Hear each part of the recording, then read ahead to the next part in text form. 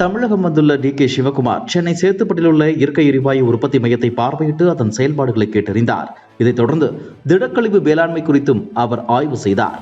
இதைத் தொடர்ந்து செய்திகளை சந்தித்த டி.கே. சிவக்குமார், மேகதாது அணை தமிழ்நாட்டுக்காகத்தான். மேகதாதுவில் அணை கட்டினால் கர்நாடகாவை விட அதிக பயன்பெறுவது தமிழ்நாடுதான். தற்போது போதுமான அளவு மழை பெய்துள்ளது. இதன் காரணமாக மேகதாது அணை குறித்து பேச வேண்டிய அவசியமில்லை. 2 மாநிலத்திற்கும் வருண பகவான் உதவுவார். சென்னையில் உள்ள துப்புரவு திட்டம் என்னை வெகுவாக ஈர்த்துள்ளது.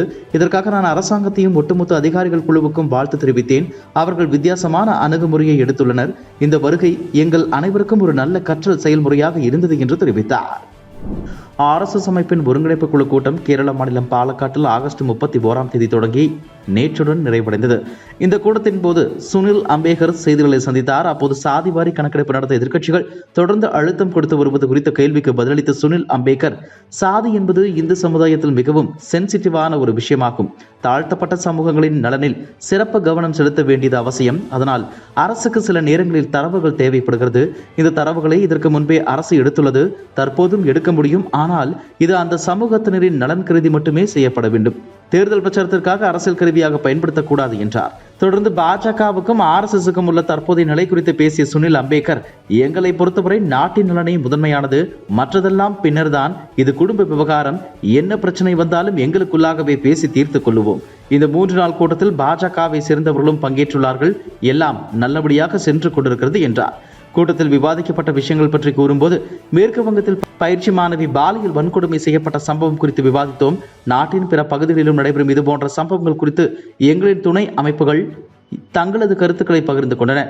இது போன்ற சம்பவங்களில் குற்றவாளிகளுக்கு கடுமையான தண்டனைகள் வழங்கும் வகையில் சட்டங்களை திருத்தி அமைக்க வேண்டும்.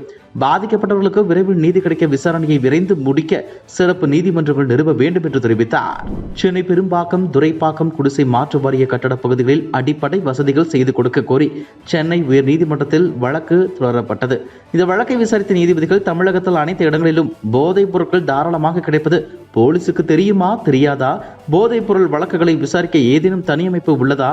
இல்லை என்றால் இது தொடர்பான வழக்குகளை சுதந்திரமான ஒரு அமைப்பின் வசம் ஒப்படைக்கலாமா என அடுக்கடுக்கான கேள்விகளை முன்வைத்தனர்.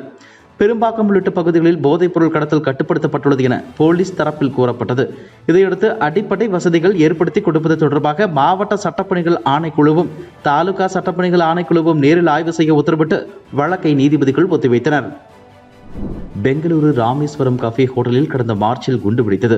இந்த சம்பவம் தொடர்பாக கர்நாடகாவை சேர்ந்த மத்திய இணையமைச்சர் ஷோபா கரண்ட்லாஜே, தமிழகத்தில் பயிற்சி பெற்று வருவோர் இங்கு வெடிகுண்டுகள் வைக்கின்றனர் என்றார். அவருக்கு எதிராக மதுரை சேர்ந்த தியாகராஜன் என்பவர் அளித்த புகாரின்படி வன்முறையை தூண்டுதல் உட்பட 4 பிரிவுகளின் கீழ் மதுரை நகர போலீசார் வழக்கு பதிவு செய்தனர். இந்த வழக்கை ரத்து செய்யக்கோரி சென்னை உயர்நீதிமன்றத்தில் ஷோபா கரண்ட்லாஜே மனு தாக்கல் செய்தார்.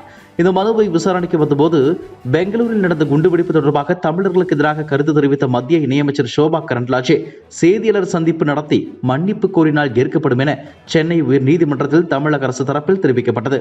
இந்த நிலையில் சென்னை உயர்நீதிமன்றத்தில் ஷோபா கரண்ட்லாஜே தாக்கல் செய்த மனுவில் தமிழர்களுக்கு எதிராக கருத்து தெரிவித்ததற்காக தமிழக மக்களிடம் மன்னிப்பு கேட்டுக் கொள்கிறேன் என தெரிவிக்கப்பட்டுள்ளது. மேற்கு வங்கத்தின் கொல்கத்தாவில் அரசு மருத்துவக் கல்லூரி மருத்துவமனையில் பணியாற்றிய 31 வயது பெண் டாக்டர் கருத்தரங்கு அரியன் கடந்த 9 பாலியல் பலாத்காரம் செய்து கொல்லப்பட்ட சம்பவம் நாடு முழுவதும் அதிர்ச்சியை ஏற்படுத்தியது. 21 நாட்களாக டாக்டர்கள், பொதுமக்கள், தன்னார்வலர்கள் தொடர் போராட்டம் நடத்தி வருகின்றனர்.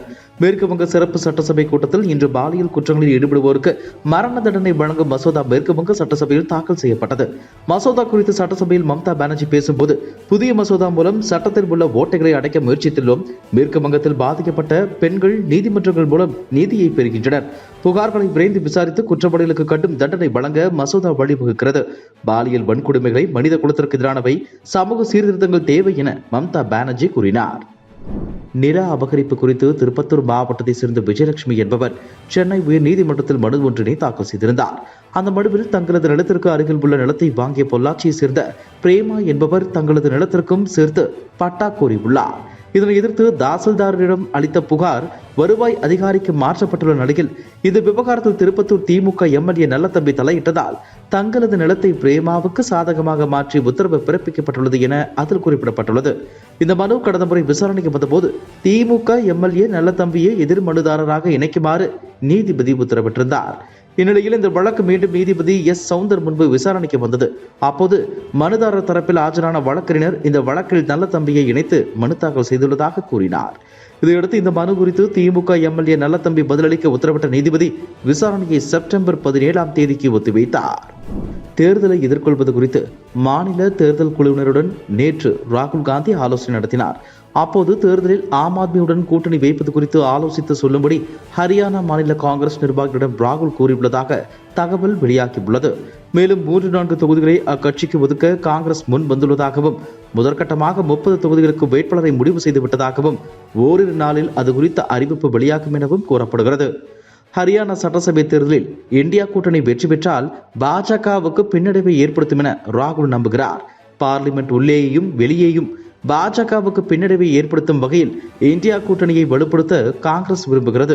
இங்கு வெற்றி பெறுவதற்கு எதிர்க்கட்சிகளின் ஓட்டு ஒன்று சேர்வது முக்கியம் என நினைக்கும் காங்கிரஸ் கூட்டணி குறித்த முடிவை எடுக்கும்படி மாநில நிர்வாகிகளிடம் அறிவுறுத்தியுள்ளது. இதுபோன்ற செய்திகளை மேலும் தெரிந்து கொள்ள எங்களது யூடியூப், ஃபேஸ்புக் மற்றும் ட்விட்டர் ஆப்களை சப்ஸ்கிரைப் செய்யவும்.